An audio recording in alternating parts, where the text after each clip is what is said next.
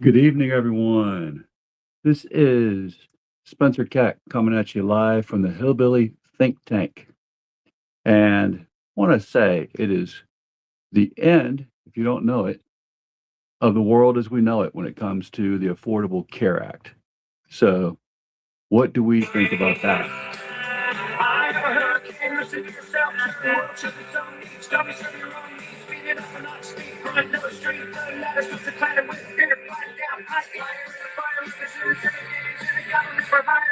So, put your comments in.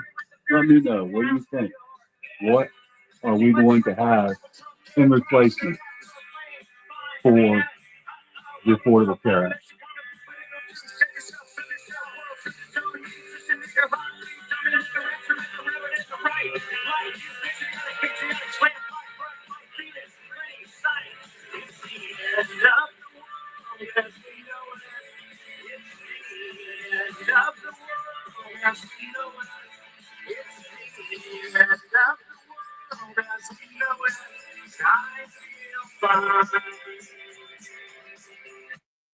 So, today is December 31st, 2025. And we know midnight tonight, the Affordable Care Act expires. So, what are we going to do about it? Are we going to let our grandparents, parents, kids, spouses, friends pass away from diseases and illnesses that they cannot afford to have treated?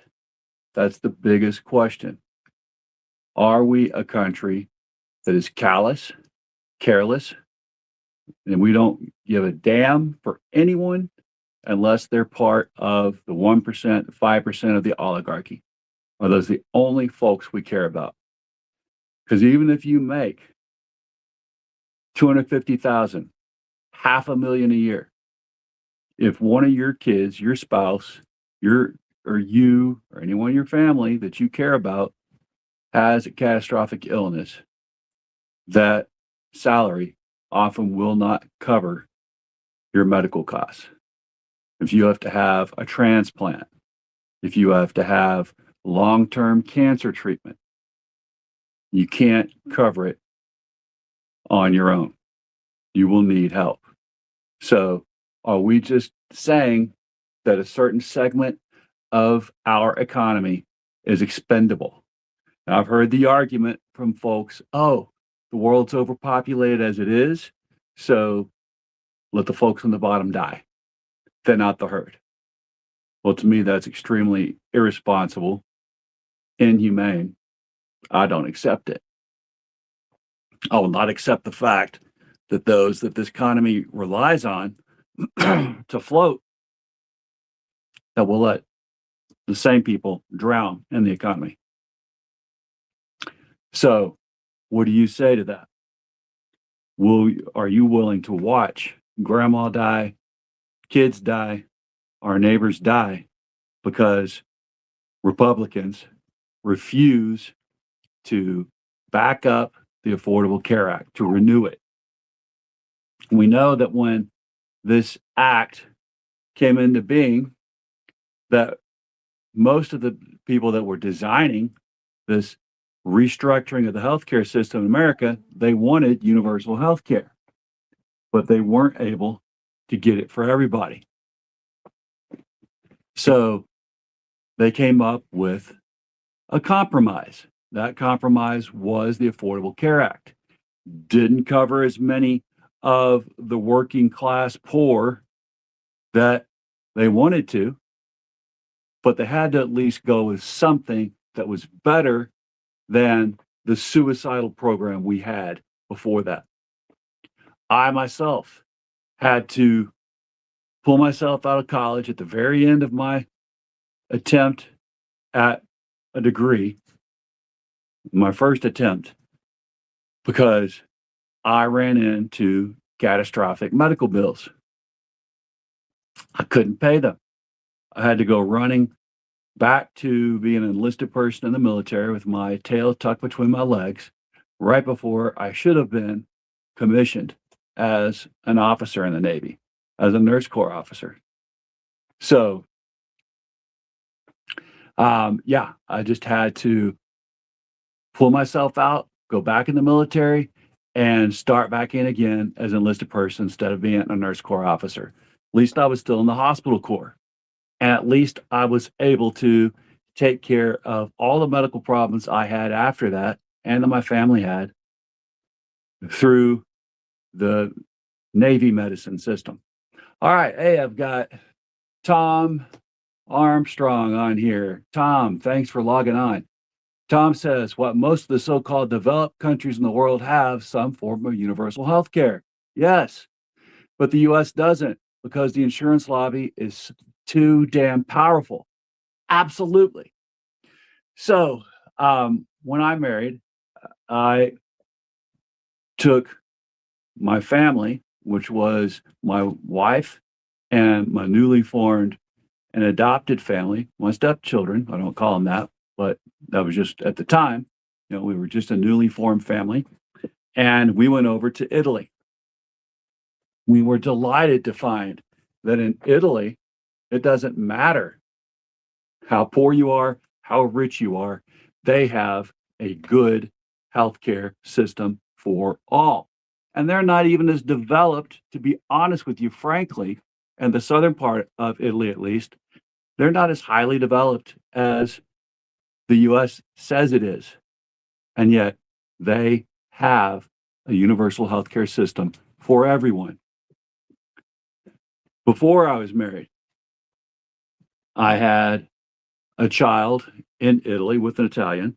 That child was born, and the cost was nowhere near what it is in America to have a child be born.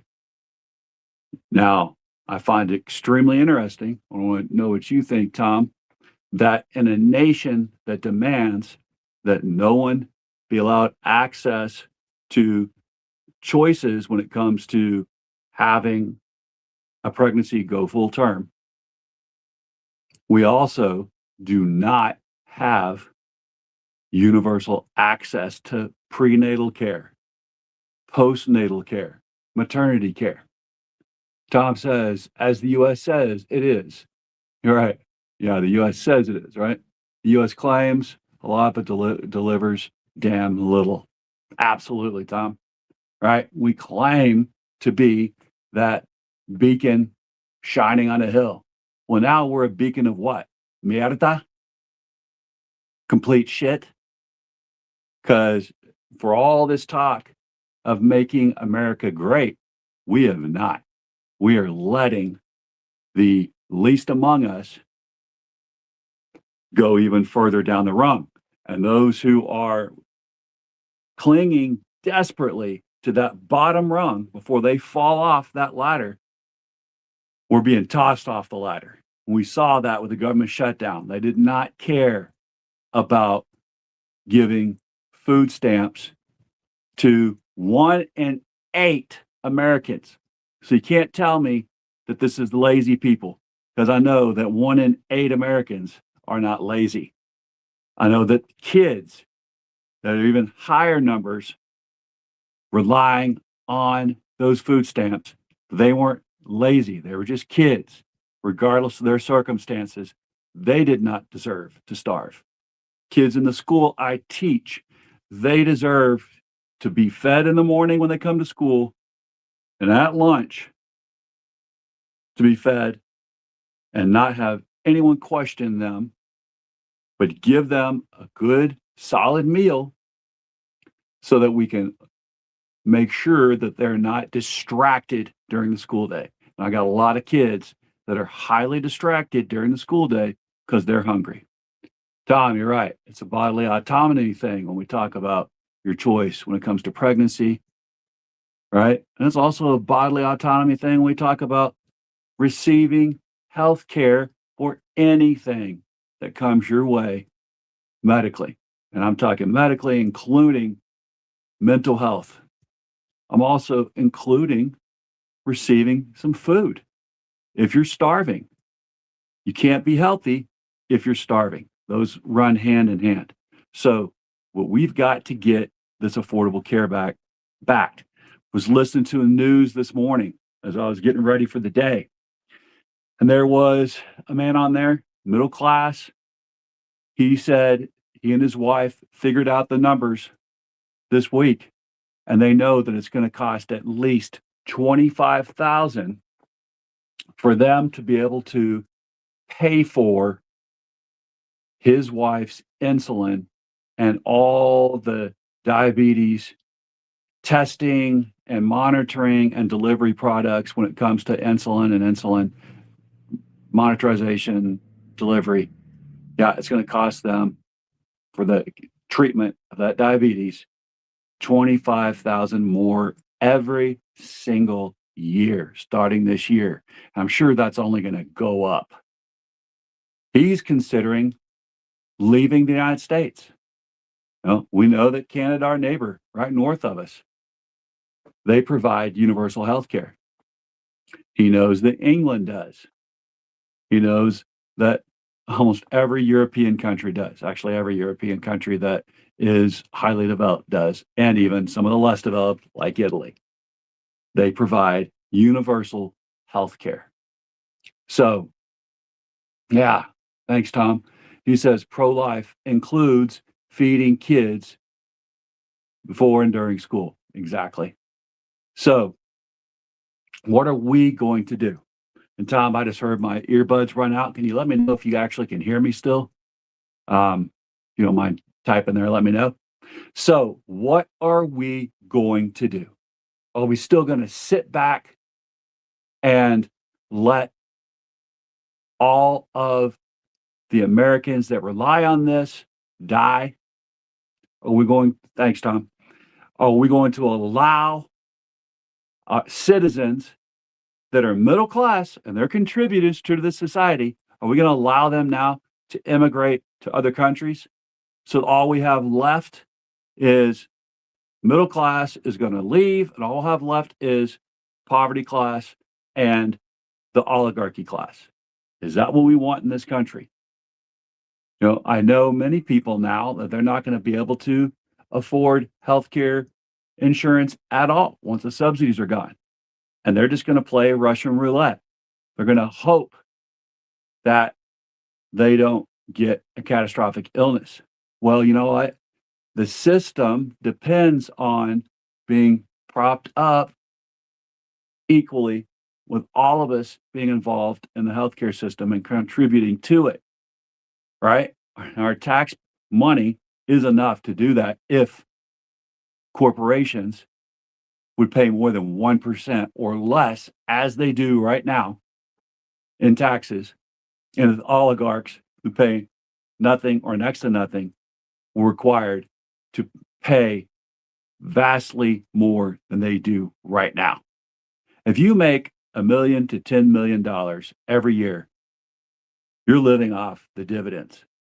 Just $10 million alone.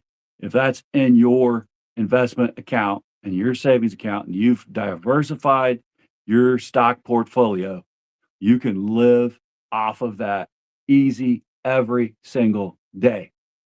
All right, I've got Lupe on here saying, I understand how important it is to have the the Affordable Care Act. As a cancer survivor, when I was supposed to have my cancer removed, my insurance stopped. I had to request government insurance to be able to provide and to be able to survive. So, exactly, now we're going to have people having to ask to be on Medicaid, and to get on Medicaid, they're going to have to make basically zero in their income or poverty level wages in order to be on Medicaid. So we're going to have less people contributing to the workforce, where they're going to have to downgrade themselves when it comes to how much they receive in pay in order to be able to receive the health care they need. So what are we doing? We're building another slavery class. So the folks who can't afford to slip out of the country into another nation that has universal health care, they're going to have to say, okay, in order to stay here in my country, I'm going to have to become part of the poverty class. I'm going to have to leave the lower rungs of the middle class and jump into the poverty class. So I make next to nothing or nothing, and I can now be on Medicaid. But we know that the Republicans aren't going to even allow that, because now they're coming up with plans to say, oh, you have to work so much in order to receive Medicaid. So they know they're creating a system that will kill Americans. They know that right now, the way Medicaid is going to go back to being, you have to be in the poverty class to receive it. And they want that. But they also want to punish you while they've kicked you down. They want to kick you and beat you further. Is this the American dream? Or is this the American nightmare? Is it the end of the world as we know it? For many, it will be. And I'm not just catastrophizing. I'm talking absolute truth. So, are we going to allow our family and our neighbors or ourselves to die so that people with R's by their name can keep giving extreme tax breaks to the most stratospherically wealthy people in the universe? That's what this is all about. It's the only thing it's about. And are we going to give up our democracy so that Peter Thiel and Musk and all of these Silicon Valley millionaires, billionaires can keep on taking over our democracy? Tom says, I know people who had to sue to get on disability. And the whole you had to be in poverty to collect a pittance from the government bit is spot on. Thanks. Yes. And I'm glad you mentioned that. I know so many people who have had to sue to get on disability.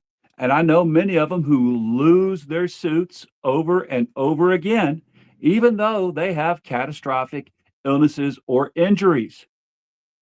Maybe the fifth time they win. Maybe they don't. So they either die or have their life wrecked and they can't work at all because we allow them to deteriorate more and more health-wise, which takes them completely out of the workforce. So obviously, we're at a Hunger Games economic crisis. We're at a Hunger Games mentality when it comes to healthcare. This has got to be the tipping point when we realize, all right, we have been bamboozled for fucking years now by people with R by their fucking name telling us that they care for the working class. They don't give a goddamn fuck about the working class. All they care is they can pay you $7.25 an hour at the most without benefits and tell you to fuck yourself if you get sick or if you need any time off to take care of someone in your family who is sick or if you have a child. Now, there is a company, I keep on talking about it because it's my favorite one here in Kentucky. Maker's Mark make my favorite bourbon. They pay their full-time employees $30 to $34 an hour.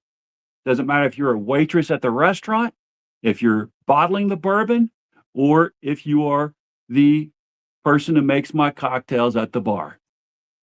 You're going to make $30 to $34 an hour with full-time benefits and maternity leave. Now, how can millionaires there do that? It's obvious to me that they know that they're going to still provide for their kids and their kids' kids, while at the same time making sure that the folks out in this rural area where it's made, out there in Loretto, Kentucky, they know that they can take care of them and that a happy employee is going to love the business and make a perfect product all the fucking time. And I can't be more proud anytime that I sip on Maker's Mark. And no, I'm not only taking part in the best of Kentucky, I'm taking the part in the real best part of the American dream. And that is to be able to work an honest job for an honest wage and love your family by providing for them. And if Maker's Mark can do it, so many other places can do it. That's what I know. So we shouldn't have to sue to be on disability to receive medical care. We shouldn't have to quit working at a job that we either love or are just there in order to survive. We shouldn't have to quit working in order to get health care when we have the catastrophe that Lupe talked about. Cancer, surviving it, being treated the 12 years it takes with expensive meds and therapy to survive and not get cancer again after you get cancer the first time. And many people will have to take care of cancer a second time around. They shouldn't die either time. So please, America, reconsider the fucking lies that people with R by their name have been shoving down our media throats. They've been giving you this fucking lie that they care about people that work and that if you work, you will be a Republican. It's fucking bullshit. The working class are the last people that the Republicans care about. They have become only the party of hating immigrants, hating people that either don't have religion or have a different religion than mine. And they actually don't care enough about the working class to really show any love for us. They just canceled the Affordable Care Act by not voting to extend those subsidies. So we know, again, when the ACA started, it didn't go as far as the designers wanted, but they knew they had to come up with this compromise and get it into effect, which they did. Then 2021 came around. People were dying from COVID in droves, and it was obvious that we had to provide medical coverage for them. So that's when these extended subsidies came about. It increased the amount of people that could get into the Affordable Care Act and actually receive affordable health care insurance. So from 2021 to today, people have seen, oh my God, it actually is possible for the federal government to subsidize me being able to receive healthcare benefits that I need. It's not just for the elite class anymore to have quality healthcare, no matter what comes my way. It's been seen. And now, how many people are going to see that and stand for being kicked off the rolls of healthcare insurance? Once again, for us to go back to where if you have an illness that's not on the list of those that they'll treat and cover for your insurance, that they can just kick you off and tell you to fucking die. How many people now are going to stand by idly while their life is taken from them by the federal fucking government? People with R's by their name have been lying to us every single day in and out. Oh, they want to kill us. Oh, they have death panels for those that they don't want to treat. It was fucking bullshit. Now you see the death panel they have. They have a panel of folks they're willing to sacrifice to the altar of the healthcare insurance lobby. They have people that they will sacrifice on the altar of the oligarchs, the 1% to 5% richest folks in America, which are the richest folks in the universe. They're willing for you to be sacrificed so that they can keep their trillion incomes. Yes, I'm talking about Musk, Thiel, and their ilk. Will we sit idly by and allow ourselves to die in the name of this horseshit? It's up to you and it's up to me. We're either going to take our country back democratically or else. So what is the or else going to be? That's again up to us to decide together, because this is Kentucky. United we stand, divided we fall.